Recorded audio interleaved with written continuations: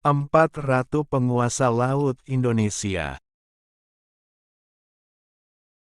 1. Nyi Roro Kidul. Nyi Roro Kidul digambarkan sebagai sosok wanita cantik bergaun hijau yang memiliki kerajaan besar memimpin para makhluk halus di wilayah pantai selatan. Maka tak heran ia dijuluki sebagai Ratu Pantai Selatan.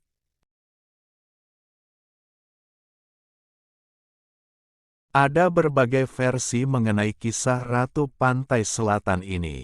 Menurut versi pertama, nama asli Nyi Roro Kidul adalah Dewi Retno Suwodo, seorang putri dari kerajaan Pajajaran.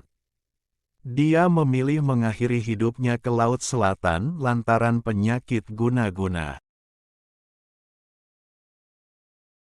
Kisah versi kedua, Nyi Roro Kidul disebut sebagai perempuan cantik yang menjadi istri simpanan Raja Pajajaran. Ketika perempuan tersebut hamil, Raja Pajajaran malah murka besar.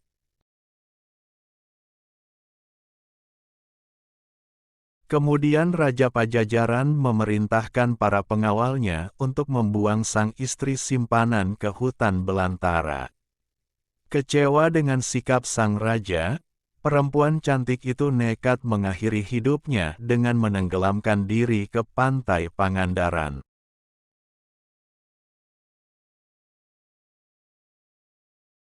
Namun, wanita cantik itu diselamatkan oleh penguasa Laut Kidul dan diangkat menjadi anak Ratu Laut Kidul.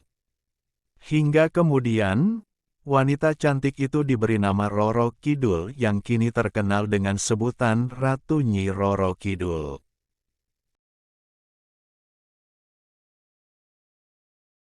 Kisah versi ketiga, Nyi Roro Kidul bernama asli Roro Sawedi, putri kerajaan Sunda Galuh.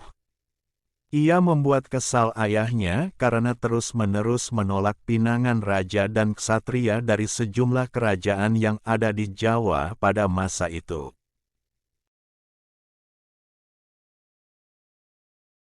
Alasan Roro Sawedi menolak semua pinangan para pria adalah karena keinginannya adalah hidup abadi. Alhasil, ia pun diusir keluar dari keraton oleh sang ayah. Diusir, Roro Sawedi pergi ke selatan Jawa dan bertemu dewa. Ia meminta kepada sang dewa agar bisa hidup abadi sesuai keinginannya. Sang dewa pun menyetujuinya dengan syarat agar Roro Sawedi bersedia meninggalkan raganya dan tinggal rohnya saja. Menyetujui syarat dari sang dewa, Roro Sawedi kemudian bermukim di keraton selatan yang isinya bukan manusia. Dari sanalah Roro Sawedi berganti nama menjadi Nyi Roro Kidul. Teman-teman tolong subscribe dan nyalakan lonceng channel Momo Ayo Belajar ini supaya dapat informasi menarik lainnya. Terima kasih. 2. Putri Mandalika. Asal-usul nama sirkuit Mandalika yang berada di Lombok, diduga berdasarkan nama dari legenda penguasa lautnya, yakni Putri Mandalika. Kisah Putri Mandalika ini terkenal karena parasnya yang cantik dan sikapnya yang lembut pada zaman. Di Kerajaan Sekar Kuning, ketika tumbuh dewasa, sang putri dilamar banyak para pria yang berasal dari beberapa kerajaan di Lombok. Namun Putri Mandalika menolak semuanya, karena takut nantinya bisa menimbulkan perpecahan di daerah tersebut. Alhasil, Putri Mandalika pun memilih untuk mengakhiri hidupnya dengan terjun ke laut. Namun, warga dan anggota kerajaan yang terjun ke laut tidak menemukan jasad Putri Mandalika, melainkan hanya muncul cacing yang disebut nyale.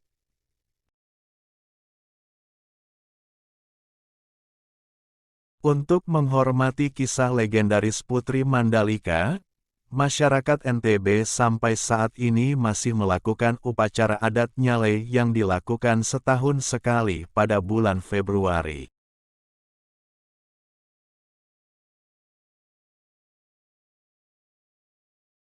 3. Putri Hijau. Kisah Putri Hijau terkenal di kalangan warga Aceh dan Sumatera Utara.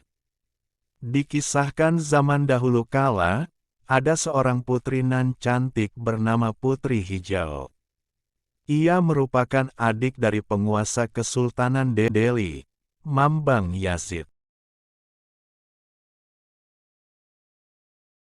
Hingga kemudian, datanglah lamaran dari Sultan Aceh untuk meminang Putri Hijau.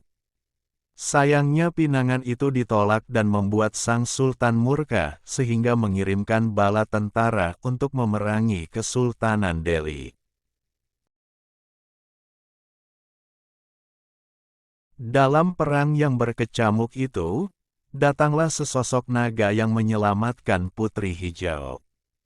Sang putri kemudian dibawa oleh naga itu ke dalam laut.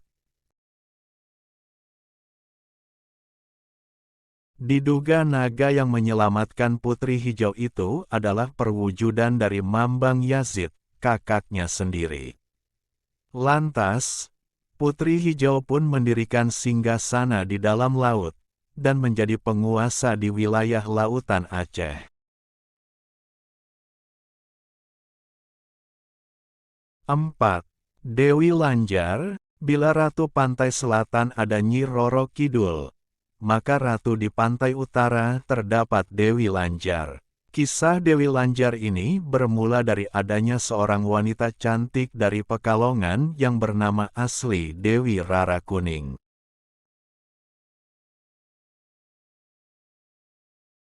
Wanita ini dijuluki Dewi Lanjar lantaran hidup menjanda.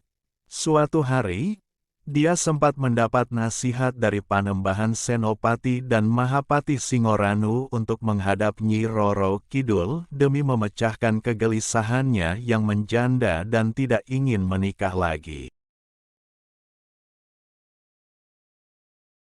Pertemuannya dengan Nyi Roro Kidul inilah di mana dia ingin diangkat menjadi anak buahnya. Karena itu dia dipercaya oleh Ratu Kidul untuk berkuasa di wilayah Laut Utara. Itulah deret penguasa lautan Indonesia. Ada Nyi Roro Kidul Ratu Pantai Selatan hingga Dewi Lanjar Ratu Pantai Utara. Like, share, comment. Please subscribe and thanks for watching.